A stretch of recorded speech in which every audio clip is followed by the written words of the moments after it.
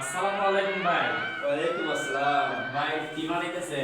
ভাই ছোটবেলা আমার মায়ের মালে খাওয়াতো, হঠাৎ করে আজকে মনে হচ্ছে এতে রুমে আমার আটা আছে, এই জন্য নিজে আর চেষ্টা করতে পারবো না। ভাই তুই যে আপনি যে ক্যামেরার দিকে তাকায় কইতেন যে আমার দর্শকদের উদ্দেশ্যে এগুলো কি বানাইছেন?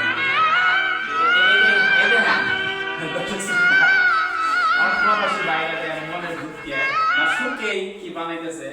এই দেখেন কত সুন্দর করে কি সেমাই বানাইছে। আর এই যে একটা চুইপিটা এটা হলো কি সুই পিঠা, খুবই সুন্দর। বা এটা আর ওইটা যে চাটনি আর আমি যে আরেকটা বানাইছি আপনারা দেখেন, ঠিক আছে?